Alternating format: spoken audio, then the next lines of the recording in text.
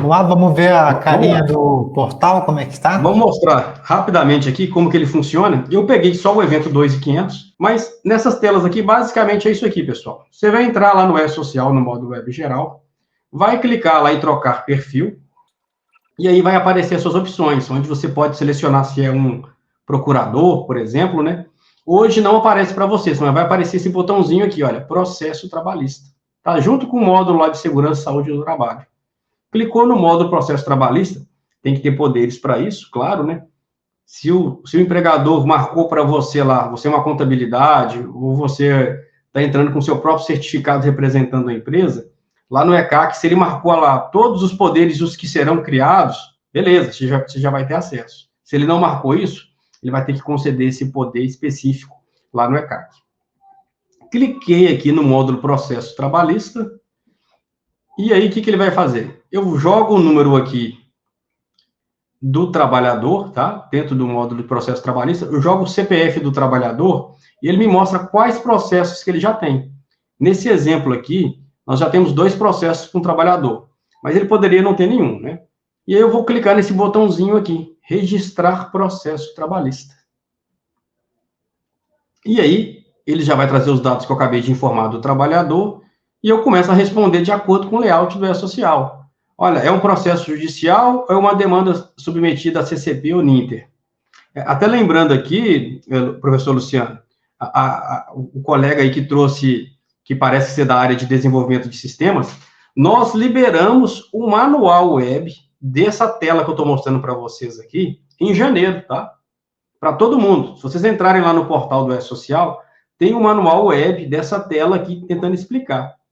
É uma coisa bem atípica que nós fizemos, liberar um manual antes do sistema ser disponibilizado para o público. Mas a gente fez justamente por isso, para ajudar as empresas de software a entender um pouco melhor o fluxo de informações que o sistema precisa.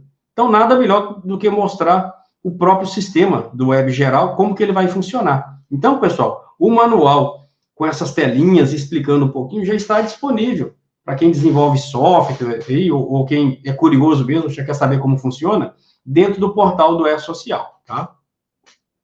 E aí eu informo se o processo é uma demanda, se ele é judicial ou se é uma demanda, coloco o número do processo e os dados do local que ele foi, onde teve a sentença, de qual vara.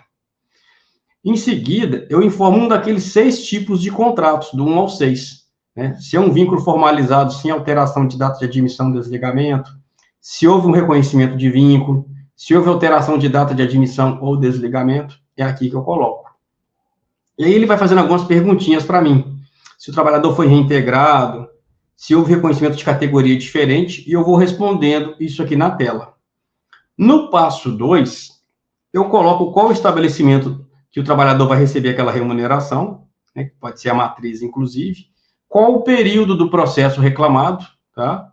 E aí esse período aqui, pessoal, é sempre o período reclamado. O trabalhador reclamou de janeiro a dezembro. Tem que colocar 01 de 2022 a 12 de 2022. Mesmo que a decisão do juiz não pegue todo esse período, né? Apesar dele ter reclamado de janeiro a dezembro, só foi reconhecido no processo de agosto a dezembro. Então, eu informo aqui que o reclamado é de janeiro a dezembro, mas na hora de informar as bases, eu vou colocar 0 de janeiro até julho, e só a partir de agosto é que eu vou colocar valores. Então, o valor 0 é um valor. Quer dizer que teve uma reclamação, mas que não teve nenhum ganho para o trabalhador dentro do processo. Mas você está falando que aquele período já foi discutido na justiça.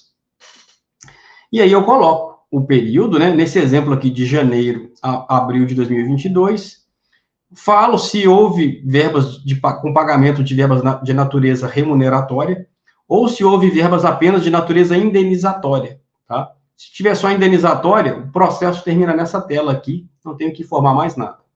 Se houve verbas de natureza remuneratória, ou seja, que podem ser base para imposto de renda, contribuição previdenciária e FGTS, eu informo isso nesse campo aqui, valor total de bases remuneratórias, e os valores das verbas indenizatórias totais eu coloco nesse campo aqui. Em seguida, para cada um desses meses aqui, janeiro, fevereiro, março e abril, o sistema abre para mim, para eu informar quais são as bases que foram devidas em cada mês. tanto a base de contribuição previdenciária mensal e de 13º, quanto de FGTS mensal e de 13º pago em cada uma dessas competências aqui. Tá? Então, se não houve pagamento de nada, eu deixo o valor zero aqui, que é um valor válido para o sistema, sim. Repito o valor em todos os meses, ou coloco o valor devido em cada mês. Clico em salvar processo, e ele entra aqui na lista de processos para o trabalhador. Claro que de maneira bem simplificada, né, professor Luciano, que eu estou mostrando aqui, tem toda uma complexidade que a gente vai ver lá, porque dependendo do caso, é como se fosse uma árvore, né? Ela vai tendo a sua ramificação ali, indo para um lado ou para o outro. Esse aqui é como se fosse um caminho feliz, de um processo simples que não tem muita